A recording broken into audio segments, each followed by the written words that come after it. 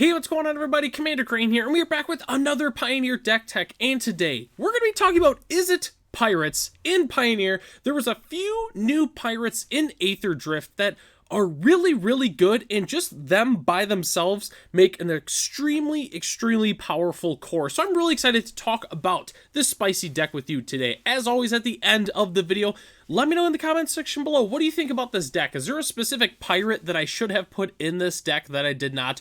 Or do you have suggestions for upcoming videos? Just let me know in the comment section. And I have to mention before we really hop into the video here that we are still on the road to 1,000 subscribers, and we are getting so close. As of the recording of this video, we're at about 980 some subscribers.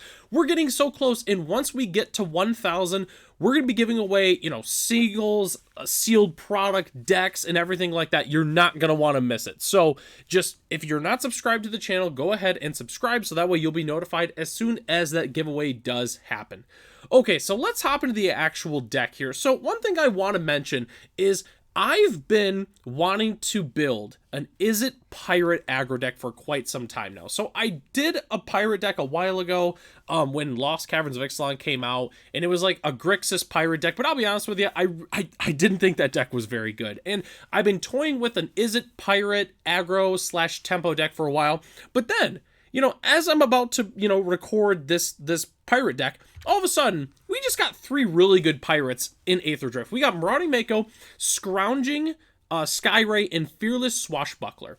And I'm looking at all these cards, and I'm like, man, well, that's the core right there. Instead of playing, like, Daring Buccaneer and all these, like, really underwhelming pirates, like, I was gonna build, like, a pseudo-artifact deck. Like, you play the 2-mana legend that's, like, whenever an artifact enters, you put a counter on, and maybe play Corsair Captain, but then after seeing all these pirates, I'm like, well, this is the deck right here.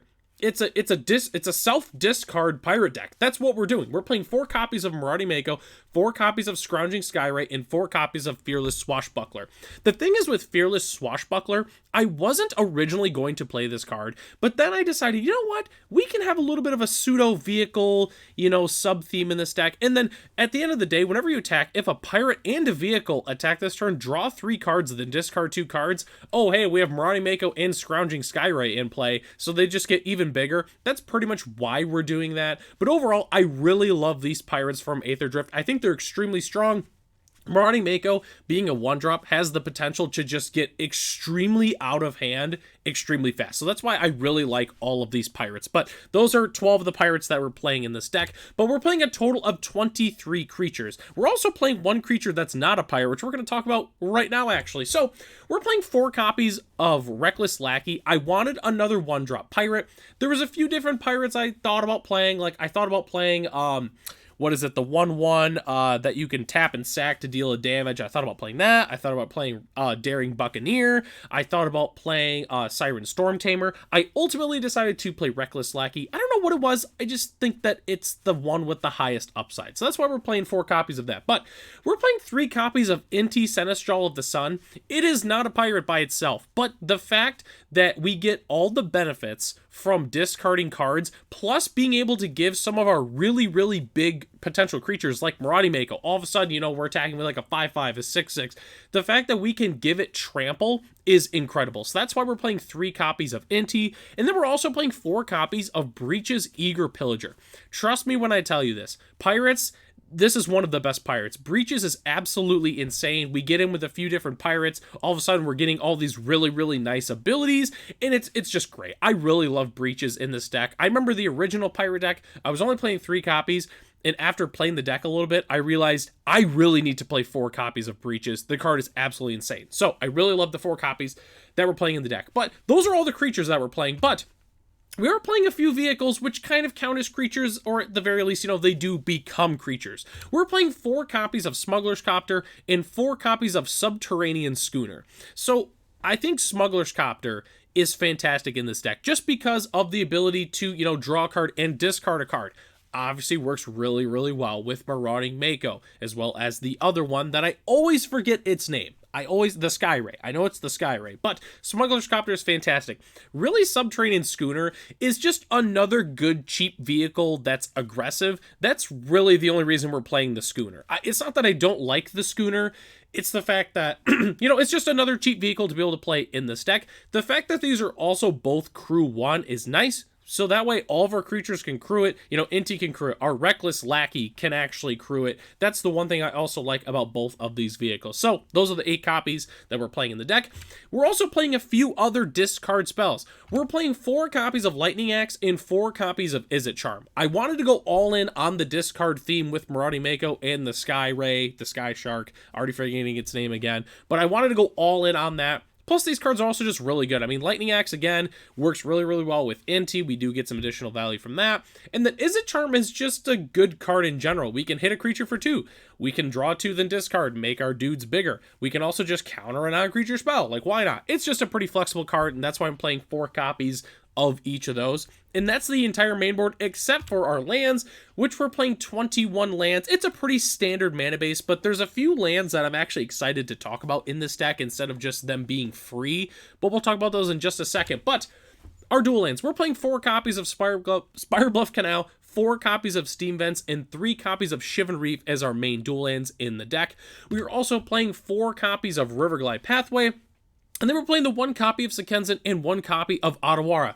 Just remember, everybody, and this is what I was getting to, is if you channel them, it is being discarded. So we do get additional benefits with Marauding Mako and the Sky Ray, just because we're discarding a card. It doesn't matter what card it is. It doesn't matter if we're casting a spell or whatever. It's just whatever we discard.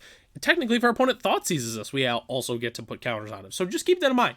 If you do channel these, you do get the additional benefits from that. So just try to remember that if you're playing this deck and you happen to channel. Not that you're going to do it very often, but it is something that can happen. We're also playing Inti, and then we're also playing Breaches in this deck. So it's kind of realistic that it's going to be, we could channel these for 2 mana. Something to definitely keep in mind with this deck.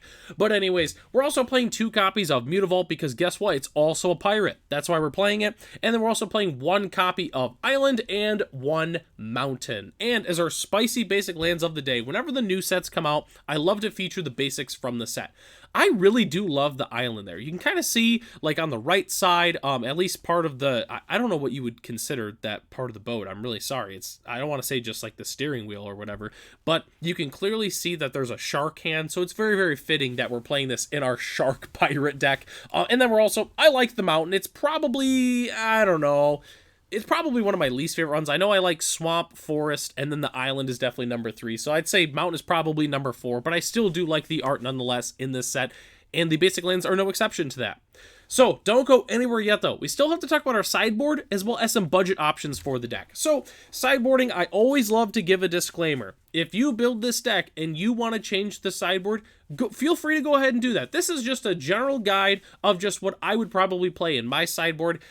I kind of combine my local metagame as well as what I typically run into on Arena. But again, feel free to go ahead and change things up, or if you think it would be a little bit different, that's perfectly fine.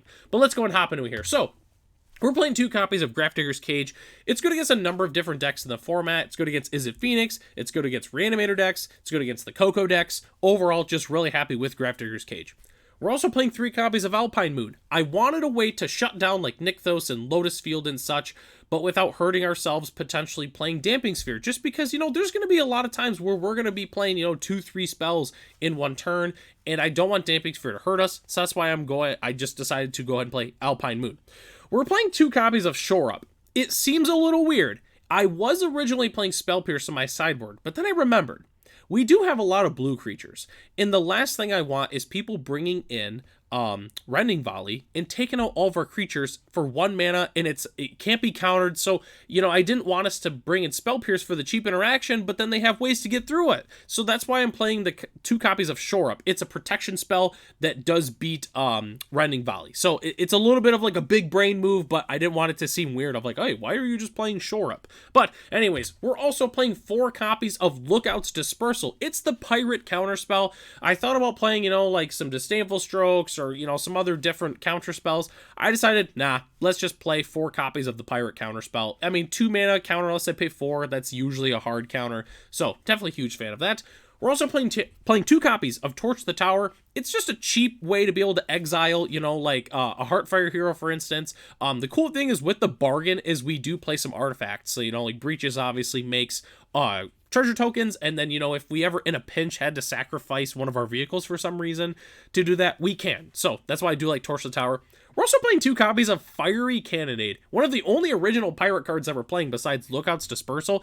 I decided to play Fiery Cannonade just because I feel like I've been running into a lot of like smaller token decks, kind of like goblins and elves a lot recently, and I was originally just going to put in some random, you know, like Pyroclasm, but then I was like, why don't I just play Fiery Cannonade and do 2 damage each non-pirate? So it makes sense why we're playing it in the deck. So I'm definitely very, very happy with the 2 copies of Fiery Cannonade. One thing that's also cool is instant speed damage effects like this, if we're playing against opposing aggro decks, it can really catch them off guard. So that's kind of why I also like the Fiery Cannonade. But anyways, I'm rambling on about Fiery Cannonade, as I always do. Let's go and talk about the last thing of the video, and that is the budget options, which it's super straightforward.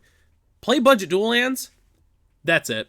The rest of the deck is incredibly cheap. I think the most expensive card in the deck is Inties, which those are like a little over $2 a piece. That's it. The rest of this deck is super cheap. I think Marauding Mako's, you know, they're also like $1.25, $1.50 piece. That's it. We're also just playing a bunch of commons and uncommons and a few bulk rares. So that's really all you have to do if you're looking to play this on a budget. The current list as it's constructed right now, I was able to get it down. Well, I didn't even move that down. It's $160. That's super cheap. The entire cost is just in the lands. I was able to get the budget list down to $49 US though. The entire main board, I did not change it. I only changed the lands, and then I think in the sideboard, instead of playing Grafdigger's Cage, because they're, you know, about $2.5 a piece, I swapped in Weathered Runestone, and that's it. I didn't change any other cards in this deck. So really, if you're looking to play pirates, or if you like Izzet tempo decks, you like Izzet decks, you like Marauding Mako, whatever the reason being, this deck is definitely the deck for you. It's so fun to build. It's really, really cheap in paper. It also really doesn't need that many rares for the most part on Arena other than some of the dual lands. So if you're looking to play this deck, I think it's super spicy. A lot of these cards are also in Standard too. So if you want to try it out in Standard, you can very easily convert this deck to Standard. But overall, I really love Marauding Mako. I love the Sky Shark. I think this deck is incredibly fun to build, and I'm definitely going to be playing this in my FNM very, very soon. So that takes us to the end of the video here. Thanks so much for watching. The deck lists are in the description below if you'd like to check them out for yourself. Huge shout out to our channel members Ralph, Matt, Arcadius, Ray, Gary, Saranoki, Night Red 3, and our premium channel member Michael D. If you're interested in being a channel member, it starts at $1 US a month, and you get access to the exclusive Commander Crane Discord as well as other features here on the channel. So I'm Commander Crane. Thanks for watching this video, and I hope to catch you in the next one.